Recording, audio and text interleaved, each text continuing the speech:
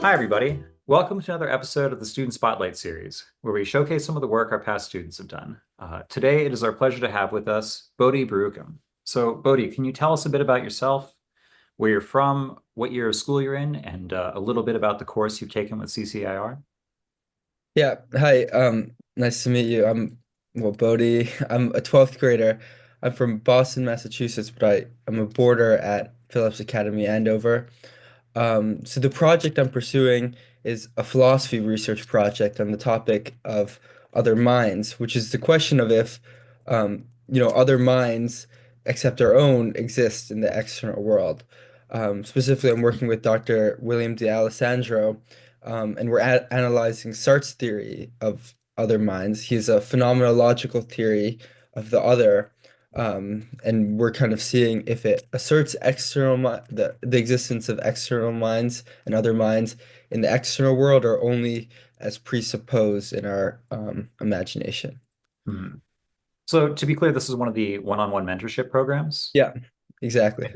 Cool. Yeah, that sounds massively interesting. So, can you say a bit about how you became interested in the program? Or like, did you So want to study philosophy, or were you specifically interested in theory of mind, or sort of how did that develop? I took my high school has a couple of philosophy classes, and I took existentialism the fall of my 11th grade year. But I was left, I loved the course and I thought the topics were super interesting and also, the most pertinent. Like the question of if our life is meaningful and how we should live our life, I think is maybe perhaps the only question that matters.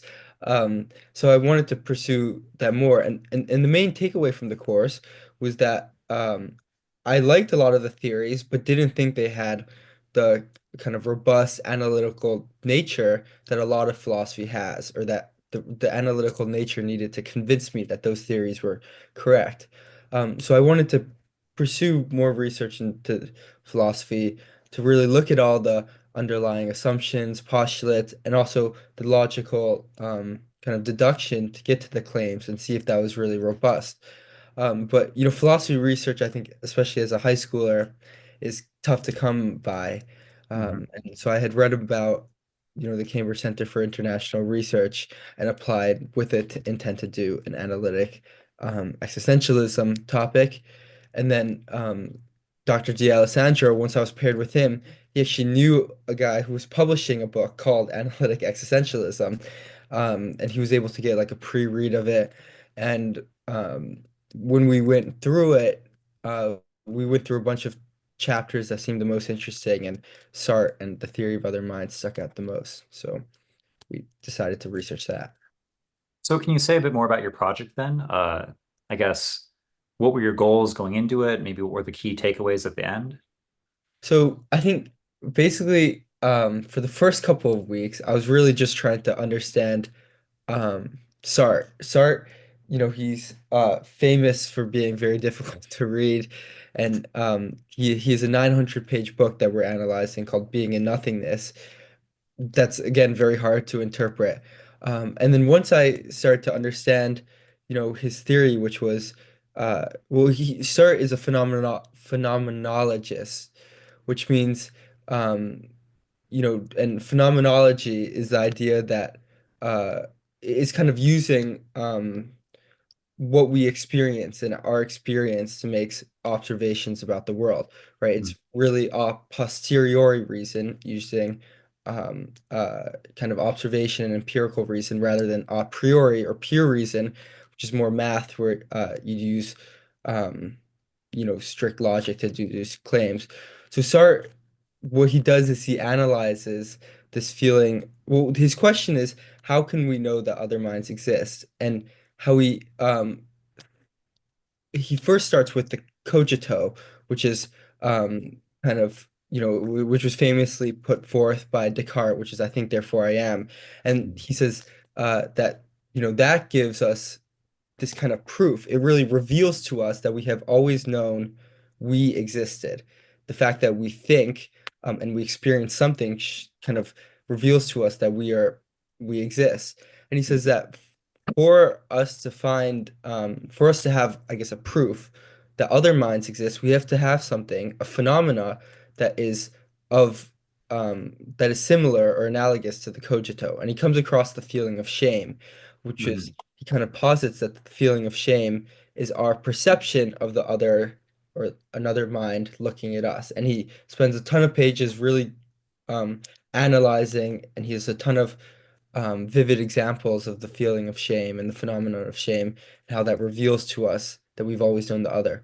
But I think the part that is confusing and there's a lot of disagreement on is if the feeling of shame posits the other in the external world, or rather reveals to us that we've always known, or rather reveals to us kind of an internal structure of our experience. And what I Mhm. mean by that is the feeling of shame is not is our perception that the other exists. It's not necessarily that the other exists. Sartre gives a famous example. It's called the keyhole example, or that's what I named it, which is where we hear footsteps coming. We're peering through a keyhole, and we're spying into someone else's room, and we hear footsteps coming down the stairs, and we imagine someone there who's perceiving us, and we feel the feeling of shame. But Mhm. it could actually be that those footsteps were not from some other person, but were rather, a box falling down the stairs or the wind rattling. So then Mhm. all of a sudden, you have the feeling of shame, which hasn't revealed to us that the other existed. And so it's like, even Desart's proof still hold to the external world. And I think general consensus is that it doesn't. Desart only proves that we kind of live in a world where we think that other people um, exist. It doesn't mean that other people actually exist. However, there's some lines of thinking that say for us to even imagine the feeling of shame and imagine um, uh, someone, that those footsteps were actually a person means that we had to have encountered someone at some point in our life. And that's where I kind of argue on that front. So I break down his theory of imagination, um, because in cases of those false shame, really what's happening is we're imagining the other that is not actually present. And I break down his theory of imagination and come to a conclusion that for us to be able to even imagine that other people exist, we had to have encountered them at some point in our life. Mhm. So, do you deal at all with what that initial encounter would be? So it seems like I guess you're approaching this from an existentialist framework, right? So you're saying that it's all a posteriori, right? Yeah. So Yeah. I think that there are perhaps something to argue that we have some kind of a priori awareness of being with others, that being in a world with other minds is constitutive somehow of experience prior to any experience. But it seems like you're saying that whatever that first encounter would be, if we're going purely a posteriori, would have to be an encounter with another person, like uh like in our experience. There is a identifiable first encounter. Am I understanding that correctly? Yeah, yeah. But where I so the first so essentially what the reason why I think there has to be a first encounter is in Sartre's theory of imagination there are kind of three objects at stake. Um so the first is the analogon, which is the present material object that invokes our imagination. Mhm. Then we have the uh, what's the other one? I think it's the intentional object, um, and the I'm blanking on the name. Anaglon, intentional object. Oh, and the real object. So again, the analogon is the present material object that invokes our imagination. The real object is kind of the object that appears in our imagination, and the intentional object is that real's object counterpart in the real world. Mhm. So, for example, if I'm looking at a photograph of my brother Mhm. and imagining him, the photograph itself, the material photograph is the analogon. Mhm. My imagined brother, how I'm imagining my brother is a real object. and my brother in the actual world is the intentional object. Mhm. And what Sartre is clear about is how we get from the analogon to the real object is through our affective structures, which is essentially the lens in which we perceive the world, the lens of all our biases and all of that.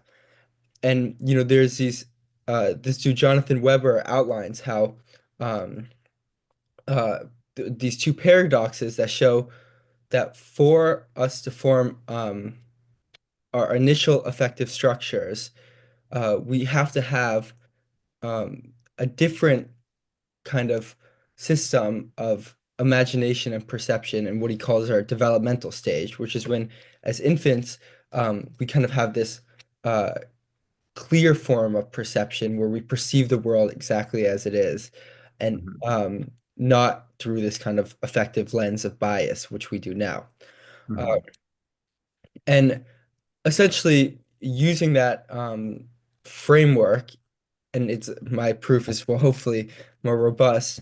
Uh, I speculate that we um, encounter the other in that developmental stage, Mhm. and and Sartre actually talks about this, uh, and there's a few developmental psychologists that we analyzed that kind of try to place a timeline exactly on where this encounter occurs. But really the problem is that because our system of perception and imagination then is so much different than it is now, these speculations are very loose and very, I guess, kind of hard to imagine. Mhm. So this is actually a good segue to my next question, which is you mentioned that you were partly dealing with a book that was written by, I guess, a colleague of your mentor that I guess connects analytic philosophy and existentialism. You Yeah, also brought up that you were reading, I guess, developmental psychology literature as well. So, I yeah. guess, where does your project fit into the literature that you read? I guess what contribution were you trying to make, or in what way were you trying to sort of push the field forward? Yeah, so I think the initial paper we read was it was part of the book that Dr. D'Alessandro from that his friend wrote, but it featured other authors. So the main author we read and who inspired our research is Harvard's Richard Moran, and he took the stance that SAR only um, kind of proves the other as, or he actually doesn't use the word prove, but he only kind of reveals to us that we have always known the other has existed within our field of experience, so not Mhm. within the external world. Mhm. Moran is very, uh, hard to say that Sartre does not offer a proof of external minds in the, um, or does not offer a proof of other minds in the external world. Um, and so my paper very much takes what Moran says and refutes a lot of parts of it. And Mhm. and I think the reason why my paper I guess pushes forward the field is it utilizes Sartre's theory of imagination that Mhm. no other philosopher, at least in my knowledge, has done. So we read Sartre's The Imaginary, which is another one of his books, which is where he outlines the theory of imagination. And I'm Mhm. kind of bridging these two concepts, his theory of other mind and then his theory of imagination, and putting them together. Mhm. So can you say a bit then more about what that proof would be? I mean, I realize it's probably very involved. So, I understand that maybe you can't go through it step by step, but I guess what are the sort of first principles on the basis of which you, I guess, using Sartre, prove the existence of other minds? Yeah, so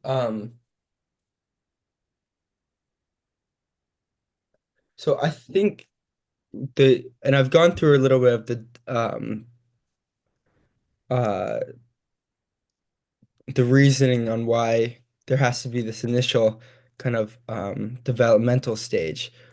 But a big distinction Sartre makes, and this is very clear, is that there's two different classes of knowledge. One is the knowledge we can have of objects, and the one is the knowledge we can have of subjects. And actually, Sartre himself doesn't like to use the term knowledge when describing our relationship to subjects. So we've actually used the term understanding. Mhm. And the differences are that while we can have um, uh, we can have object knowledge from kind of our senses. When we perceive the world, we can have object knowledge. Um, Mhm. Subject knowledge we have to gain from a different means.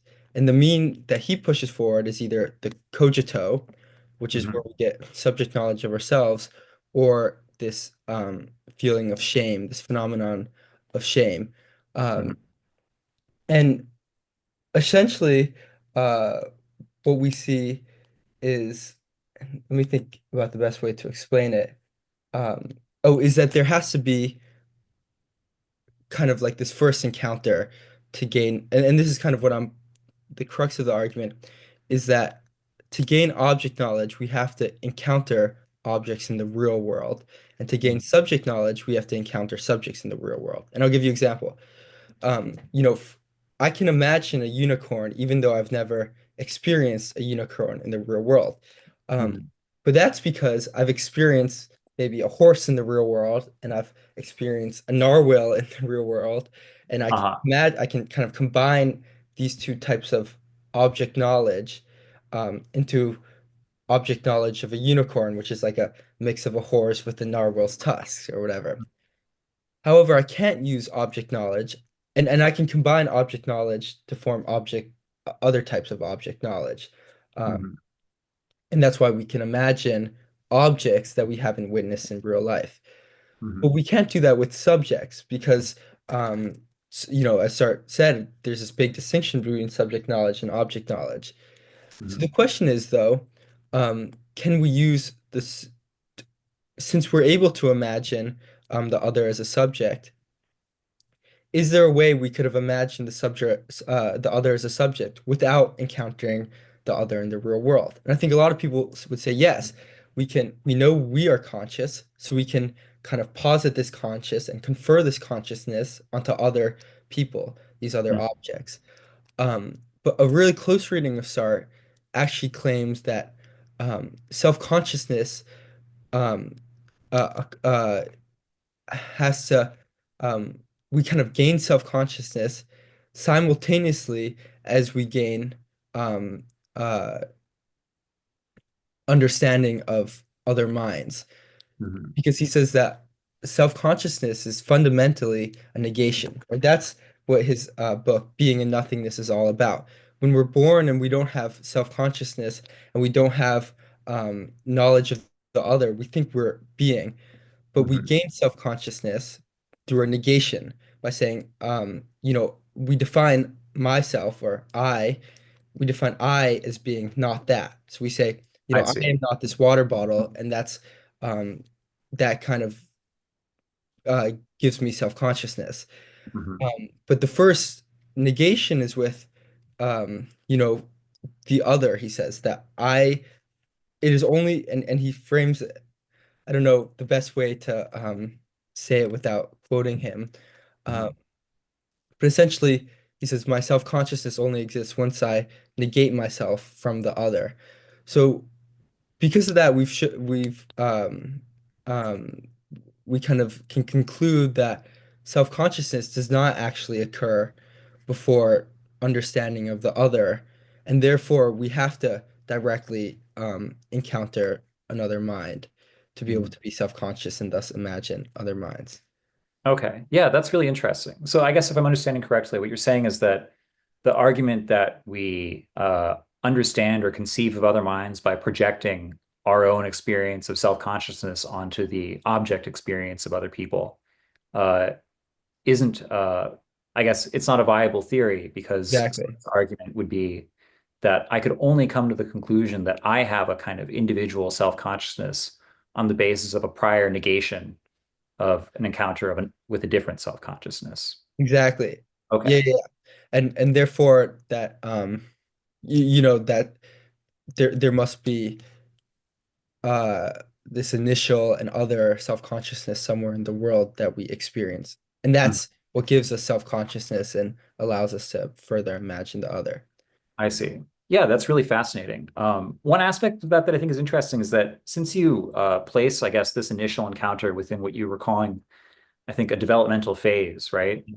it must be a pre-reflective encounter, which is to say, whatever that negation is, it's not a conscious negation. Or am I misunderstanding?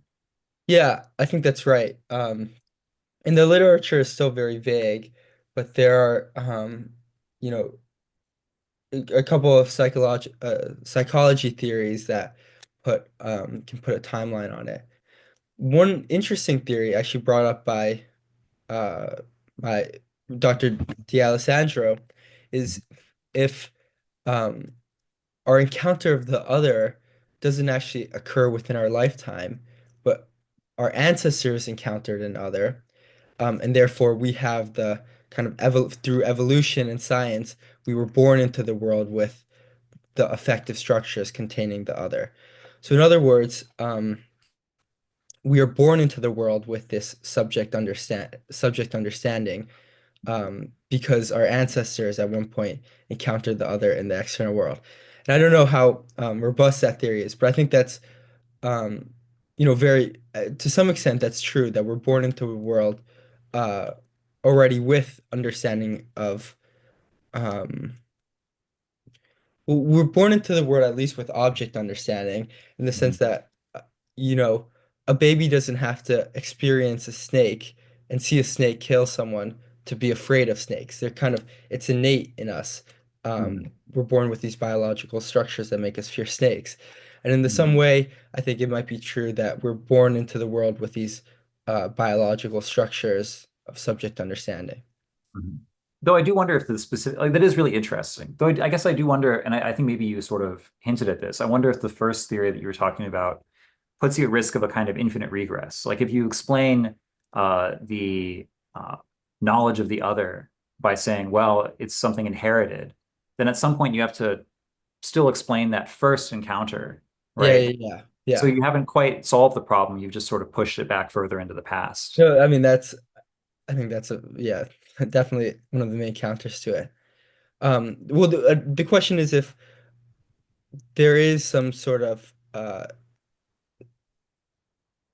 guess, system of perception, and essentially, what you have to, a proof of other minds, at least within how Sartre defines the other and subjects, you essentially need to show that the necessity of there being a different system of perception and imagination at some other point, right? Because his Sartre's entire point is that we can't perceive the other in the external world through our regular senses, right? Mhm. We can't gain understanding of a subject in the same way we gain understanding and knowledge of objects. So you have to have a different system of imagination and perception to be able to um, perceive the other, right? And Mhm. my best speculation using Sartre's theory of imagination is that this occurs during the developmental stage, Mhm. um, whereas, maybe it could happen that our ancestors,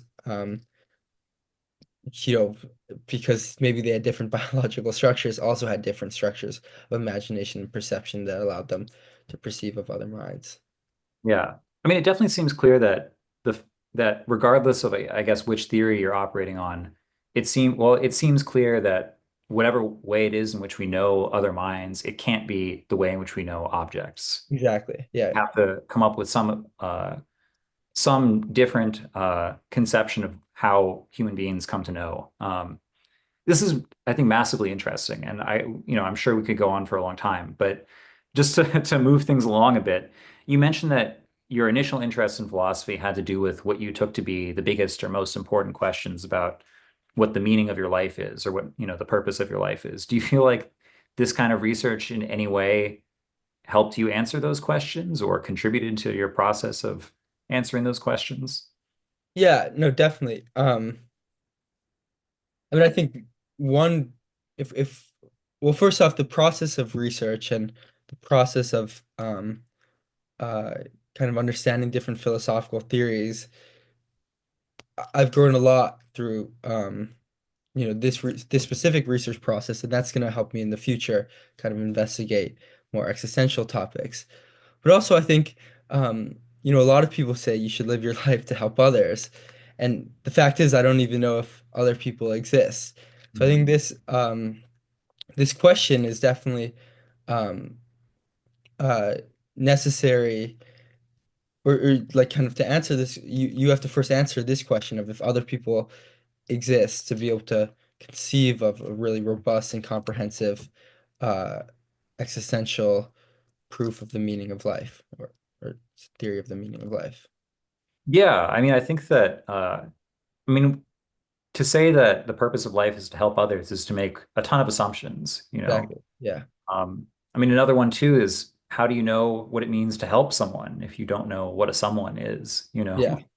Uh, it's you can be far like there's a lot that's taken for granted and a lot of sort of ethical kind of platitudes.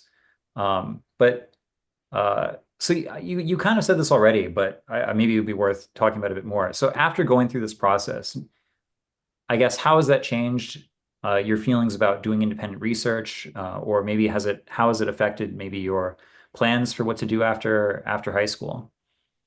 So I really enjoyed this research project, but my main uh, the main thing I disliked was how difficult Sartre is to read. Uh-huh. And so I think I'm going to focus on much more analytic philosophy going forward. Mhm. But I think, you know, everything eventually comes down to uh, breaking down our phenomena. So right now Mhm. I'm doing a philosophy project at my school, investigating the philosophy of physics. Mhm. And that might seem like super analytical and rigorous, but at some point you have to see if the physics we're using is actually correct. And how do you affirm if physics is actually correct? You through phenomena. You look at if our physical models, represent the world in an accurate way. So I Mhm. think, although I don't want to keep pursuing phenomenology, phenomenology, whatever, um, I do think it's very important in really any other um, philosophical theory or investigation. So have you finished your paper? I'm close to being done. I have my final due on Thursday actually. Okay, It's nice. Good about luck with that. But time epistemic access. do you feel like you've been well supported though by your mentor throughout the writing process? Oh yeah, I mean Dr. D'Alessandro is great. I think the one-on-one mentorship program works really well because it's flexible to both the students and the instructor's needs. So I knew, for me in the fall, I had a bunch of college applications due, so I had to, sparse out our meeting times. But after they were done, over the breaks, we met much more often. Um, and what was great about, Dr. D'Alessandro is he read all the papers with me and all the sections with me. So, we could really discuss them in depth. Mhm. And if you were to do the program again, do you have anything, is there anything that you wish you had known earlier? Or if you were going to give advice to someone who was going to do a similar program, what would it be? I think I would have started writing earlier. Um, I really wanted to look at every single source, um, think through all my theories, make sure they're perfect first before I started writing.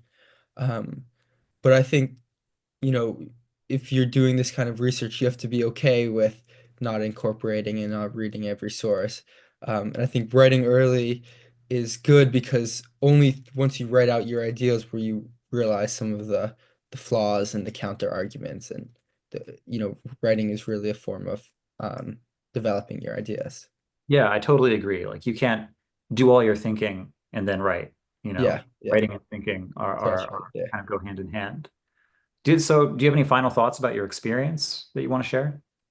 Um, I would also say one other thing is pick a research topic um, that you're really interested in, uh, that you're generally genuinely interested in, um, because especially when you're working on the same topic for what like 6 months on end, um, if you are only working because you have the goal of creating a paper that I don't know, maybe you can submit to conferences or put on your college app, the research is never going to turn out good and you're not going to have an enjoyable time. But if you pick a topic that you genuinely want to that you genuinely enjoy researching and you um, actually want to find the answer to, I think it's a super fun experience and you'll end up writing a better paper at the end.